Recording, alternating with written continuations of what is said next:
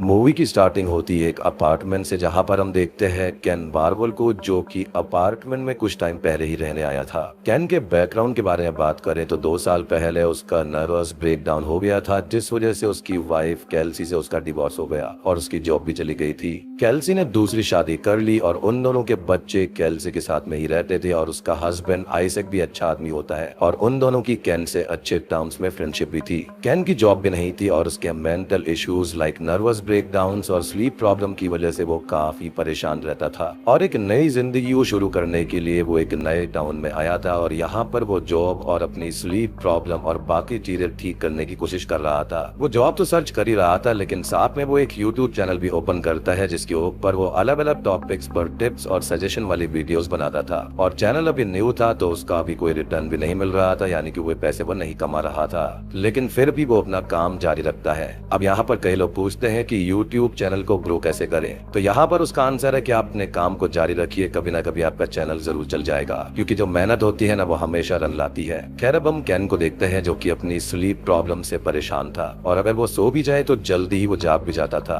और वो अपने इश्यूज और अपने फोकस को बढ़ाने और अगर कोई चीज उसके माइंड में उसको डिस्टर्ब कर रही है तो उसको दूर करने के लिए वो काउंटिंग भी करता है। केन ने खुद को पूरी तरह से आइसोलेशन में रख दिया था और वो घर के बाहर भी नहीं जाया करता था। इवन जिस बिल्डिंग में वो रहता था वहाँ उसके अलावा सिर्फ एक और अपार्टमेंट था और वहाँ भी कोई नहीं था। एक दिन वो अपने फ्रेंड टेरी से बात कर रहा होता है और वो लोग डिस्कस कर रहे होते हैं कि केन का चैनल कैसे ग्रो होगा और उसको क्या कुछ ऐसा करना चाहिए। और बीच में टेरी उसको बताता है कि एक वीडियो में केन के पीछे रखी हुई बर्ड अपने आप ही शेल्फ से गिर गई थी। केन उसे चेक करता है और उसके व्यूअर्स कमेंट्स करता है कि उसका अपार्टमेंट हॉन्टेड हो सकता है, लेकिन केन इन सब चीजों को नहीं मानता था। केन अब अपने बर्ड स्कल्पचर्स को देखता है और उसके पास ढेर सारे बर्ड्स और एनिमल्स के स्कल्पचर्स रखे हुए थे जो कि मरे हुए एनिमल्स की बॉडी से ही बनते थे। खैर, अगले सीन में वो केल्सी से बात करता है और उन गोस्ट कमेंट्स के बारे में बताता है तो वो ये बोलती है कि केन को घर देने से पहले ओनर ने बताया नहीं होगा कि यहाँ पर कोई डेथ हुई थी या फिर ये बिल्डिंग लगभग 100 साल पुरानी है, तो ओनर को भी हो सकता है कि पता नहीं होगा और ये भी हो सकता है कि ये बिल्डिंग सच में हॉन्टेड हो। असल में गोस्ट वाला टॉपिक केल्सी को बहुत ही चिलिंग लगता था, इसलिए वो ये सब कर रही थी और वो केन से गोस्ट हॉन्टिंग के बारे में थोड़ा मजाक भी करती है।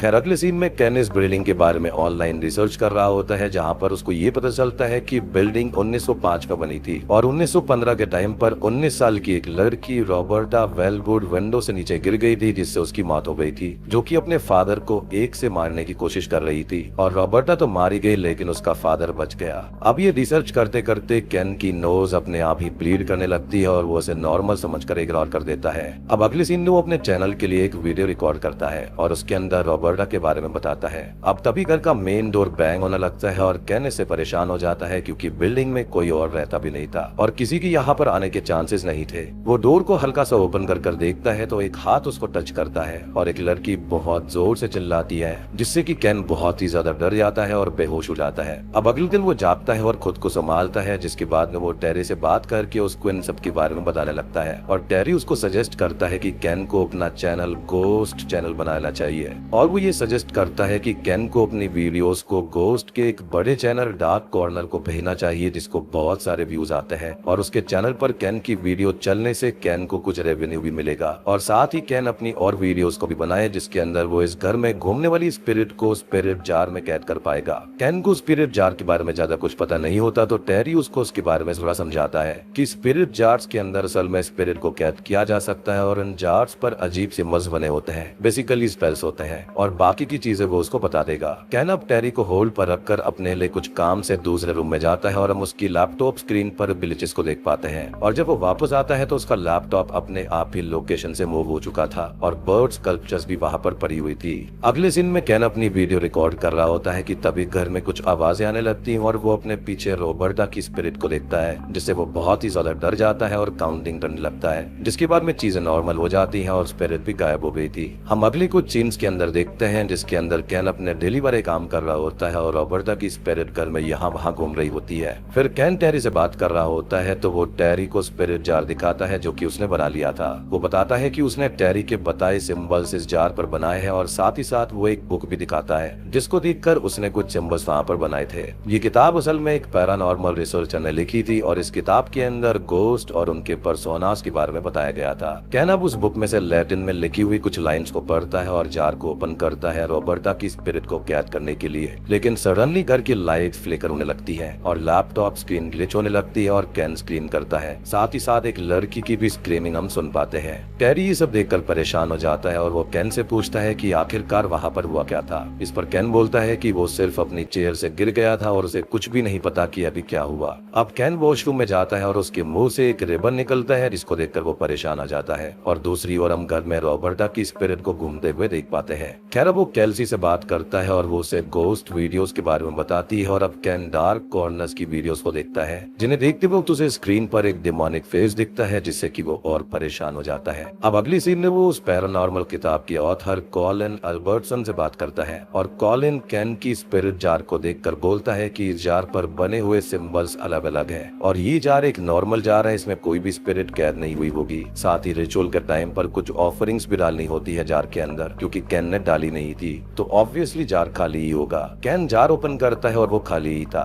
खैर अगले सीन में कैन उस किताब को और अच्छे से पढ़ता है और उसके अंदर डीमंस वाले चैप्टर्स को भी रीड करता है। फिर उसे एक नाइटमेयर आता है जिसके अंदर रॉबर्टा की स्पिरिट उसको हॉन्ट करती है और साथ ही एक डिमोनिक फेस भी उसको दिखता है। कैन अपने नर्वस ब्रेकडाउन, नींद की प्रॉब्लम और इन सब चीजों से बहुत परेशान हो गया था और वो बहुत ही ज्यादा टेंशन में रहने लगता है। अब एक दिन वो घर पर कुछ काम कर रहा होता है और रॉबर्टा की स्पिरिट उसको घूमते हुए दिखाई देती है और घर के सारे डोर्स बंद होने लगते हैं जिससे वो बहुत ही ज्यादा डर जाता है और कोई इनविजिबल चीज डोर के जरिए उस पर अटैक करती है जिससे उसको थोड़ी सी चोट आ जाती है। अब वो केल्सी को कॉल करता है और उसे बताता है कि घर में रॉबर्टा की स्पिरिट के अलावा भी कोई स्पिरिट है और वो उसको मारना चाहती है। केल्सी को ये लगता है कि कैन हेलुसिनेट कर रहा है और ये उसका ब्रेकडाउन है यानी कि नर्वस ब्रेकडाउन और उसने बियर भी पीना शुरू कर दिया था तो केल्सी को उसकी बात पर यकीन नहीं होता। अब अगले सीन में वो टेरी से बात करता है और बोलता है कि उसने जो रिचुअल किया था कहीं वो गलत तो नहीं हो गया और उसकी वजह से ये सब हो रहा होगा। टेरी उसे समझाने की कोशिश करता है कि कैन परेशान ना हो और उन दोनों की बातों ही बातों में हम ये देख पाते हैं कि वहाँ पर उनकी बहस हो जाती है। लेकिन टेरी कैन को समझाता है कि सब कुछ ठीक हो जाएगा और कैन को खुद पर ध्यान देना होगा।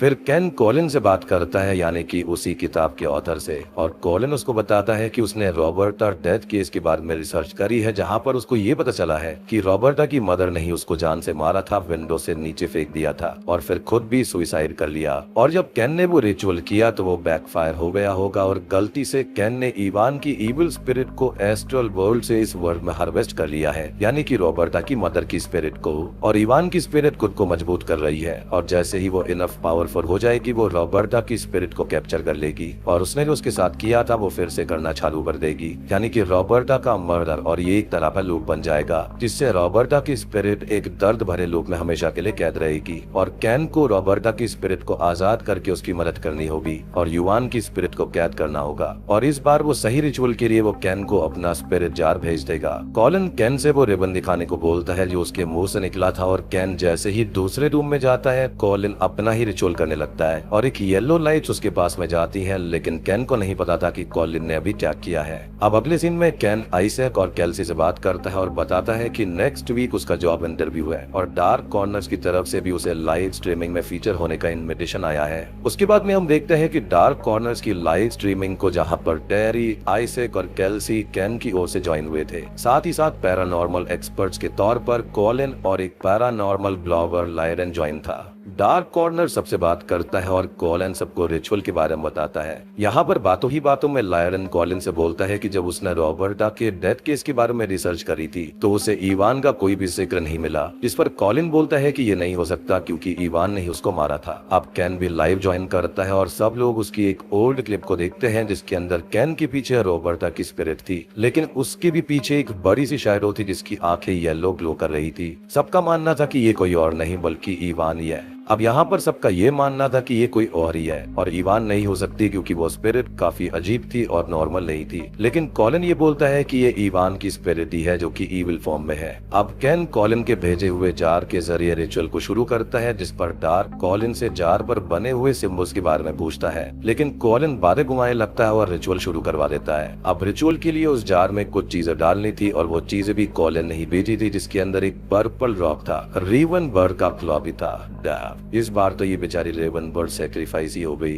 खैर वहाँ पर कॉलिन का कटा हुआ थंब भी था, जिसको देखकर सभी शॉक्ड हो जाते हैं। अब केन जल्दी जल्दी सभी चीजें जार में डाल देता है और कॉलिन के साथ में इनकैंटेशंस को पढ़ने लगता है और जैसे ही इनकैंटेशंस खत्म होता है, केन के पीछे रॉबर्टा की स्पिरिट आकर खड़ी हो जाती है और स्क्रीम करने लगती है। और दोस्तों, मैंने इनकैंटेशन नाम की एक बहुत ही बेहतरीन हॉरर मूवी में एक्सप्लेन किया था जो कि रियल स्टोरी है, तो अगर आपने नहीं देखी है तो जाकर जरूर देख लेना, और अगर देखी है तो कमेंट सेक्शन में लिखकर बताना कि आपको कैसे लगी थी। खैर यहाँ पर सभी लोग रॉबर्टा की स्पिरिट को देखकर डर जाते हैं और कॉलिन से पूछते हैं कि ये क्या हो रहा है, लेकिन वो कोई भी जवाब नहीं देता। इधर केन के घर में सभी चीजें तहस नहस हो जाती हैं और अब सब लोग बहुत ही ज्यादा डर गए थे और कॉलिन ईविल तरीके से वेलकम करता है एक डीमन एड्सा टालाकल का, जो कि अब इस दुनिया में आ चुका है और पूरी तरह से पावरफुल है और अपनी मलिशियस फ्लेम्स के साथ में वो सबको तबाह करने के लिए पूरी तरह तैयार है। अब ये सब बोलते बोलते कॉलिन की आंखें येलो ग्लो करने लगती हैं और अचानक से ही उसके घर में आग लग जाती है, जिसमें वो जल जाता है। इधर अब सब लोगों को अपने घर से कुछ आवाजें आने लगती है और उन सबके घर पर वही येलो लाइट आ जाती है और उन सबको अपने कब्जे में ले लेती है और उनकी आंखें भी येलो ग्लो करने लगी थी।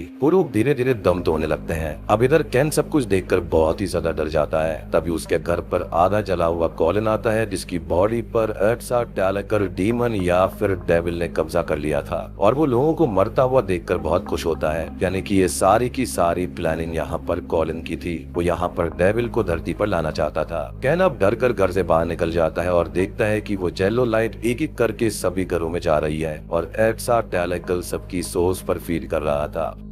इसी के साथ में ये मूवी यहीं पर खत्म हो जाती है। तो दोस्तों, ये थी नाइट्स एंड या फिर रेस्टलेस मूवी की कहानी। उम्मीद करता हूँ कि आपको ये पसंद आई होगी। यहाँ पर शुरुआत से ही ये सारी प्लानिंग कॉलिन की थी और वो खाली एक जरिया ढूंढ रहा था जिससे कि डीमन या फिर डेविल को धरती पर लाया जा सके। उसने अपना थंब इसलिए सैक्रिफाइस के रूप में दिया था कि उसने खुद की बॉडी सेटन को ऑफर कर दी थी और घर के अंदर जो रॉबर्टा की स्पिरिट थी ना, वो खुद से ही मारी गई थी। यहाँ पर उसकी माँ ने उसको नहीं मारा था। ये इवान स्पिरिट यहाँ पर होना और ये सब कुछ पूरी कहानी कॉलिन ने बनाई थी, क्योंकि जो डार्क कॉर्नर्स वाले यूट्यूब चैनल के ओनर थे उन्होंने क्लियरली कहा था कि ऐसा कोई भी रेफरेंस उनको नहीं मिला था। और इस घर के अंदर जो रॉबर्टा की स्पिरिट थी वो केन को यही बताना चाहती थी कि यहाँ पर एक डीमन या फिर डेविल आ चुका है। अब ये तो हो गया पैरानॉर्मल वाला एंगल। अब बात करते हैं यहाँ पर सोशल इश्यूज के बारे में। तो इस मूवी के अंदर केन के साथ में कई सारे इश्यूज थे, लाइक उसको मेंटल इश्यूज थे, उसका मेंटल ब्रेकडाउन हुआ था, उसको नींद नहीं आया करती थी, उसको स्ट्रेस था, टेंशन था, एंजाइटी थी और भी बहुत सारी चीजें थी। साथ ही साथ उसकी बीवी से डिवोर्स भी हो चुका था। साथ ही साथ वो अनएम्प्लॉयड भी था, वो बाहर नहीं जाया करता था, उसको ढेर सारी प्रॉब्लम्स थी। तो इस मूवी के अंदर जो येलो लाइट्स थी, यानी कि वो डीमन या फिर डेविल वाली लाइट्स थी, वो हर घर में जा रही थी और सोल्स को कैप्चर कर रही थी। तो वो मेरे हिसाब से एक सोशल इशू को दिखाता है कि हर घर के अंदर स्ट्रेस या फिर बहुत ज्यादा एंजाइटी वगैरह होती है और हर घर में कोई ना कोई प्रॉब्लम होती है जिसकी वजह से इंसान बहुत ही ज्यादा स्ट्रेस में रहते हैं। तो हो सकता है कि यहाँ पर उस चीज को भी दिखाने की कोशिश करी गई है। बाकी यहाँ पर जो मेन कल्प्रिट था वो तो कॉलिन ही था। उसने खुद को पैरानॉर्मल एक्सपर्ट बताया, लेकिन असल में वो एक डेविल वर्शिपर था। तो दोस्तों, उम्मीद करता हूँ कि आपको ये वीडियो पसंद आई होगी। पसंद आई है तो वीडियो को लाइक कर देना, चैनल पर नए हैं तो सब्सक्राइब कर लीजिए।